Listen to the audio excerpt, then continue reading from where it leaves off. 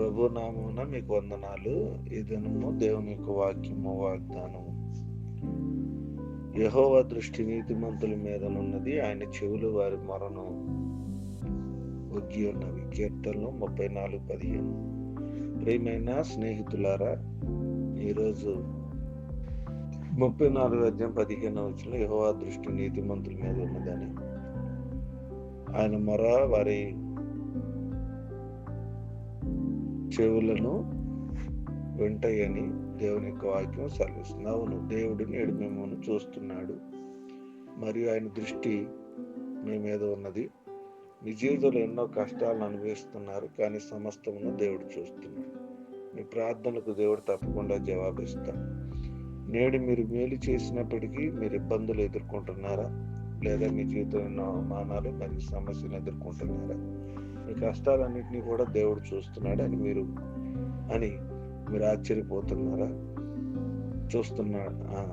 స్నేహితులారా, నేటి వాగ్దానం ప్రకారం మిమ్మల్ని చూస్తున్నాడు, మీ మొరలు వింటున్నాడు. నేడు మీ కన్నీళ్లు లెక్కించబడి ఉన్నాయి.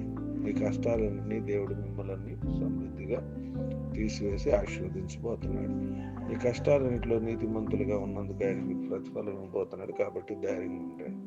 అవును, దేవుడు మీకు ఉపదేశిస్తాడు, మీకు సమాధానం ఇస్తాడు, మీకోసం అద్భుతాలు చేస్తాడు, మరియు మిమ్మల్ని పరలోకానికి నడిపిస్తాడు.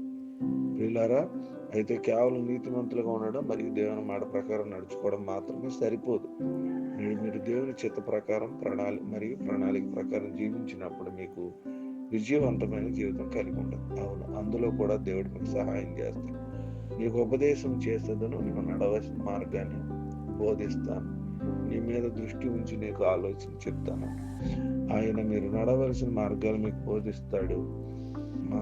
మన కష్టాల్లో మమ్మల్ని ఎవరు కూడా చూడలేదని చింతించొద్దు, దిగులు పడొద్దు. దేవుడి దృష్టి మీపై ఉంచుతాడు, మరియు ఆయన మీకు బోధిస్తాడు, మరియు మీ జీవితాలను మీరు ఎలా జీవించాలో మీకు నేర్పిస్తాడు. మన కష్టాల్లో, మన ఇబ్బందుల్లో దేవుని మీద ఆధారపడుతూ ముందుకు నడిచి దేవుని ఆశీర్వాదాలు పొందుకుని కొద్ది మాట దేవుడు మనకు ఫలించి ఆశీర్వదించింది. ఆమేన్, ఆమేన్. అత్యున్నత సింహాసనాసీనుడా, సర్వాధికారి, నిరంతరము స్తోత్రార్హుడైన మా తండ్రి, మీ ఘనమైన నామానికి వందనాలు. రాత్రంతా కూడా మమ్మల్ని జ్ఞాపకం చేసుకుని మరొక శ్రేష్టమైన దినాన్ని మీరు ఇచ్చారు. నేను కీర్తన గ్రంథం 34:15 ప్రకారం యెహోవా దృష్టి నీతిమంతుల మీద ఉన్నది, ఆయన చెవులు వారి మొరలకు ఒగ్గి ఉన్నవి అని వాక్యం ద్వారా సెలవు ఇచ్చారు. మీ దృష్టి ప్రభా నైనా నీతిమంతుల మీద ఉంటుందని మీరు మాట్లాడారు. కాబట్టి నైనా మేము నీతిమంతులుగా జీవించడానికి సహాయం చేయండి. మేము ఎప్పుడైతే నీతిమంతులుగా ఉంటామో మా మొరను మీరు ఆలకిస్తానన్నారు. నైనా మా మొరను ఆలకించేటువంటి లక్షణాలు కలిగి నైనా మేము నీతిమంతులుగా జీవించే కృప దయచేయండి. ఈ లోకం భయంకరమైనటువంటి నైనా దేవునికి విరుద్ధకరమైన పరిస్థితుల్లో జీవిస్తున్నారు. మేము అట్టి మనసు కాకుండా మీ చిత్తమును ఎరిగి, మీ ఉద్దేశాన్ని ఎరిగి, మీ ప్రణాళిక ప్రకారం జీవించే కృప దయచేయండి. మాలో ఉన్న ప్రతి అవినీతిని, నేను అనీతిమంతుల స్వభావాన్ని తీసివేసి నీతిమంతులుగా మీ దృష్టిలో ఉండుటకు మీ కృప, మీ బాహుళ్యత, మీ సన్నిధి దయచేయమని వేడుకుంటూ ఉన్నాం.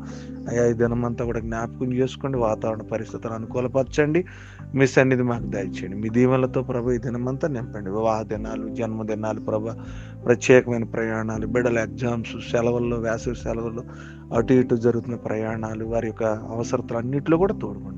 మీ కృప, మీ బాహుళ్యత అనుగ్రహించి మీ నామంలో మమ్మల్ని మహింపరచుకుని ఈ దినదీవులతో మా పని పాటల్లో మీరు నడిపించి మీ మహాకృప చేత జ్ఞాపకం చేసుకుంటారు నమ్ముతూ ఈ ప్రార్థన యేసు నామమున నడుచున్నాము తండ్రి. ఆమేన్, ఆమేన్, ఆమేన్.